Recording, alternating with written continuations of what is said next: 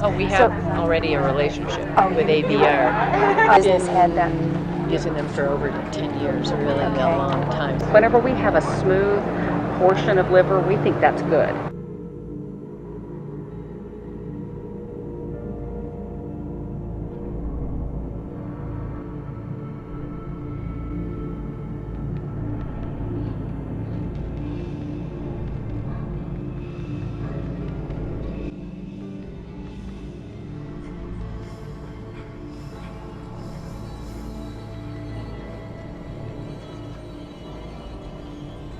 There are no financial benefits to the clinic. Absolutely. And we're happy. Look, we look forward to the facts coming out. Right. So I'll just take a couple minutes. Sure. And my assistant. Hi. So. Oh, you're warm. I want to hang on to you. So I was talking to Mary about what I'm trying to offer to clinics as a procurement service, and she said, you know all about this. Oh, we have already a relationship with ABR. Oh, okay. So is that the sort of thing you're doing? It's a startup, and I want to get in every state. That's my goal. Yeah. But I'm trying to connect with medical directors of either private, smaller clinics. Yeah. Obviously, a higher volume would be good for that fetal tissue for researchers. So there's already a service there. I'm thinking with my business head then. Using them for over 10 years, really a long time. So I just kind of renegotiated the contract. They're doing the I can't remember what they call it, but the big collection for government level collections and things like that. So I'm trying to think of other providers in our town. So I don't want to sound like a salesman here, but I'm going to. So we return a portion of our fees to the clinics. So just as a way of thank you for this. Just trying to establish. Right, get a toe in and make it sound. Right. All right. And just kind of renegotiate the contract. We return a portion of our fees to the clinics. Because of what we do and because we use fetal tissue, we don't want to. We want to be as politically correct as we can. Right, we I know. don't want a whole lot of people coming in and slapping us because you're doing this and you're getting all these scientific people here and they're all agreeing, that kind of stuff. Yeah, so. It's kind of counterintuitive, isn't it? Right? Like normally, like embryonic stem cell research, like the big controversial, like whatever, and like. And you know what the compared really to weird thing is? Embryonic. There's still a lot of controversy about that. But then fetal kind of got lost in the mix. Was it ever controversial? I mean, I'm young, so I don't know. It was never outlawed. Where during the Bush administration, Bush one, it was no federal funding could go to stem cell research or to embryonic cell research. The fetal tissue was taken out of that.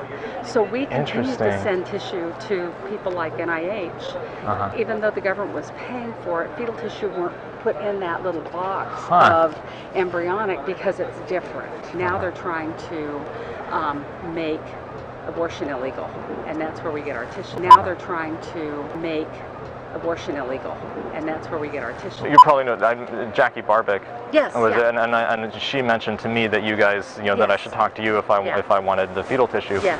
But I thought you only procured from her clinic. It's not. No, we procure from her clinic on Saturday because that's the day they do large cases. Now they do induce fetal demise at about 21 weeks, depending on the doctor. Sometimes because for BLT I'm wanting like 18 to 22 weeks. Right. Yes. Right. And that would be fine. So if we had 18 or 19 weeks, then that we could get those to you. Okay, and it doesn't have digoxin though. No, okay, it does not. Yeah. And we always, we've been in the business long enough. I can tell if it's been ditched or not. I just look at it. I go, oh really? Yeah. I mean, it has a smell. It's not right. So it's just kind of icky. Yeah. But we also have clinics in San Diego, in Oregon, in Minnesota, and we soon will be starting in New Jersey and Philadelphia. Oh wow! Not at Dr. Gossel's clinic, though. Right. The whole point is not to have a live birth. Okay. And so the doctors have all, unless it's somebody who has had 6 pregnancies and 6 vaginal deliveries. And then it just kind of pops out. They put lambs in, and she comes in the next morning. And I literally have had women come in, and they'll go in the OR, and they're back out in 3 minutes. And I'm going, what's going on? Oh, yeah, the fetus was already in the vaginal canal whenever we put her on syrups. It just fell out. I'm going, what's going on? Oh, yeah, the fetus was already in the vaginal canal whenever we put her on syrups. It just fell out. Wow. So, because if they've had a lot of births, then that's kind of what happens. Right. But most of the time, it is not intact. We have some other people who would like to get like the biliary tree area, that kind of thing. Yeah. And I think over the past 3 months, we've been able to send 2. Really? Because they just the abdomen is always ripped open. Wow. And I don't understand. Are the organs inside intact, like the liver and the organs are reasonably? Everything will just get ripped up. Whenever we have a smooth portion of liver, we think that's good, because most of the time it's like, just the instruments they go in to pull, and it's just whatever presents first. And unfortunately, and I don't know why, a lot of times the abdomen presents first, and they just go in and start pulling. And so they just pull it out by the abdomen. They're not trying to. They're not trying to. They don't have my interests in mind. Or mine.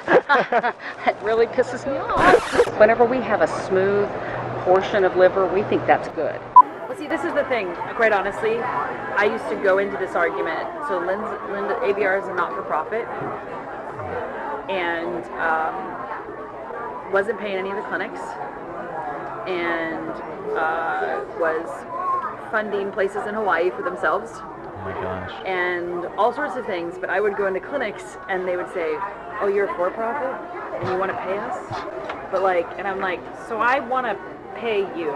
She doesn't want to. And she has a place in Hawaii. And I'm like, oh my God. We're trying to give money to you.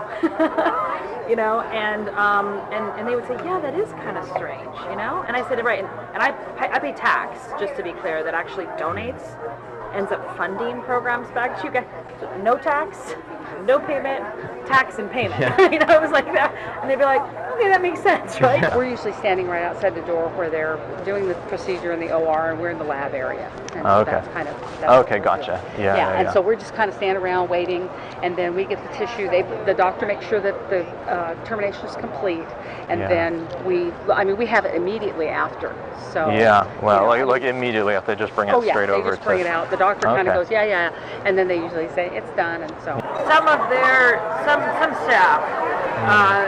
Not that I know so much on the Planned Parenthood side, but I wouldn't be surprised. There are some staff in the past that have been on the payroll with ABR. I mean, there's well enough known.